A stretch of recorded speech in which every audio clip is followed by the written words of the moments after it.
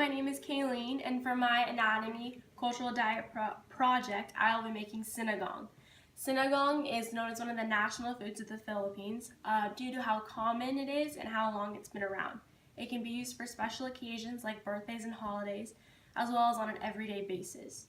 Sinigang is Tagalog for stew because that is exactly what it is. It's known as a food that brings people together, and it is a great dish for family dinners. Okay, so first we're going to start by cutting the meat away from the bone, which we have already done. So once that's separated, go ahead and move the bone, and we're going to cut your meat into 3-inch pieces, about 3 inches roughly, because the meat will shrink while it's cooking. So then once our meat is cut, we're going to wash it together with the bone and boil it in a pot of water. And you want to have the water just barely covering the meat and your bones.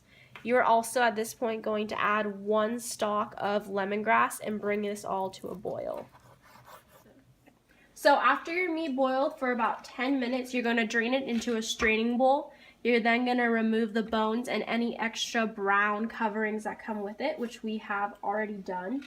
You're then going to transition back over to your pot and add 1 tablespoon of olive oil, 1 head of garlic mashed, and then 1 onion cut into 8 different slices, which we've already done.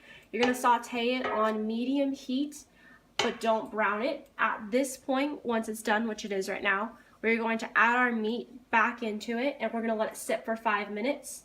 After the 5 minutes, we are going to add 2 teaspoons of salt and 1 teaspoon of ground black pepper.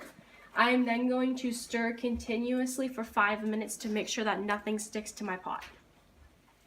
Okay, so now we are going to add 2 teaspoons of salt and 1 teaspoon of ground black pepper into our mixture. Then we're going to stir for 5 minutes to ensure that nothing sticks to the bottom of our pot. After that, we're going to add cold water to about 3 inches above where your food line is.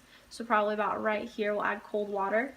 At the same time, we can add our 2nd stalk of lemongrass and our 3 whole tomatoes. We're then going to cover our stew and let it continue to boil until our meat is tender. Okay, so after you've covered your pot, you're going to continue to let it boil until the meat is tender. That'll take about an hour, but every 15 minutes you want to check it and make sure that your water level is the same level you started with. So when it gets lower, go ahead and add more water, as well as you can stir it to make sure nothing is sticking to the bottom. So we're going to take this time and talk about some of the traditions and the climate in the Philippines. So sinigang is typically served hot over white rice. Historically, it was made sour by boiling fruits like mangoes and guavas, but in modern day it has been replaced by tamarind fruit or sinigang flavor packets like this one, which is the one we will be using. So now the climate in the Philippines has normally high temperatures. There's plenty of rainfall and lots of humidity. There's a wet season and a dry season, but it's not uncommon to have several months of hot rains or colder dryness. The soil is very rich and can support various types of produce and rice, which is its most famous crop. The Philippines is also an island, so it's surrounded by a body of water and has lots of different types of fish, which also brings me to the point that sinigang can be made using various types of meat. In ours, we decided to use beef, but depending on your region in the Philippines, you can use pork or chicken or fish or shrimp. And also, every family has a slightly different variation of the stew, and the one we are using today was given to me by my relatives. Okay, so after about approximately 30 minutes, you're going to want to add one of your sinigang flavor mix packets. And at the same time, your tomatoes should be tender, so you want to go ahead and remove them, which we've already done.